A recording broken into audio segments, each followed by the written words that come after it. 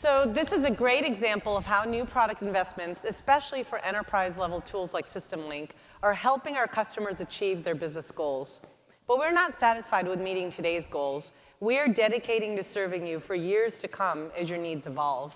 To give you some insight into evolving test needs and requirements, I'd like to welcome somebody who has led test organizations at several of the world's largest autonomous vehicle companies before starting his own company, LightWheel CEO, Dr.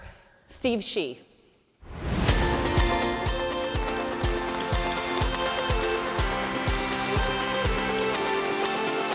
Great to see you, Steve. Thank you for being here.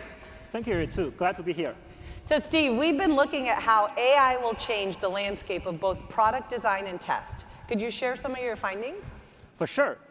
So one big change I see is the amount of AI embedded into product designs. So this isn't just an autonomous driving trend. It is going to affect everyone. And not only is AI in more products, but more AI is in each product. So AI is literally eating the traditional software. For example, in autonomous driving, especially the amount of functionality built with AI is growing.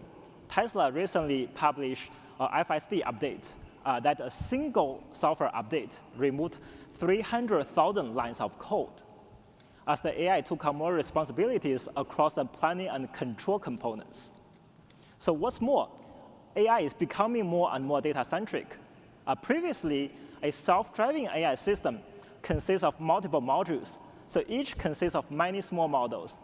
For example, once Waymo had hundreds of models within their perception module. But now, similar to ChatGPT, which is one model trained with internet-scale data, Tesla Autopilot is also one big model trained with millions of video clips. So now, data is the new code. So some in the audience here today might be asking, why is this a problem and why should we care? Great question. Because as consumers, this is definitely great news for us. We get better product quality. But as a test engineer, having AI embedded into your DUT presents a big challenge. Our role as test engineer is not just to pass or fail a product design, but to pinpoint where the faults are. But how do you identify the faulty line of code if there is no code? Remember, as I mentioned, so basically now it's getting data-centric, and data is the new code. So in this new model, we cannot fix the code. We must fix the data. OK, so the challenge has been set. We must test a DUT with no visible source code. That's not an easy task. So how do we approach this, and how do we fix the data? So first, in order to test data-centric AI, we have to rely on more data.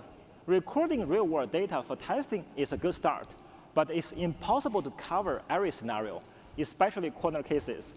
What's more, once we find the problem, we can't code our way out of it. Now data is the new code.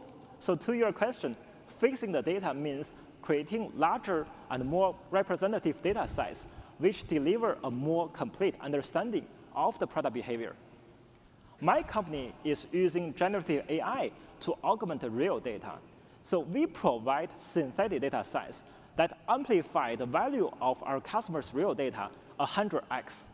In this way, we enable our customers to deliver higher quality, more reliable products.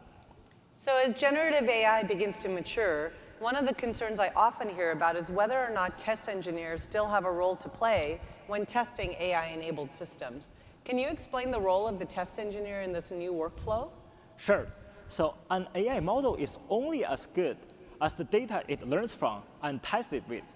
So it's no longer the software engineer, but the data-centric test engineer who will have the biggest impact in product design. In the future, test engineers may be training ideal behavior in the real world, or even entering the synthetic world themselves via virtual reality to conduct tests from within it. Therefore, I see test engineers are experts in the boundary between the digital and the physical worlds, as they know how to integrate data-centric AI with real products. To use a movie reference, you could say they know how to plug things into the matrix. To navigate this new world, my advice to the engineers here is develop strong outlier domain expertise, as this is the data the AI system will need. Leverage synthetic data to augment your expertise, and most importantly, work with NI, as connecting the physical and digital worlds will be essential. I truly believe that test engineers are experts in engineering data, and you will be among the most valuable assets in any company during this AI revolution. Steve, this picture that you've painted for all of us is an exciting one. Thank you for traveling so far to be with us today, and best of luck in your vision for changing the way that we test through synthetic data. Thank you so much. Thank you.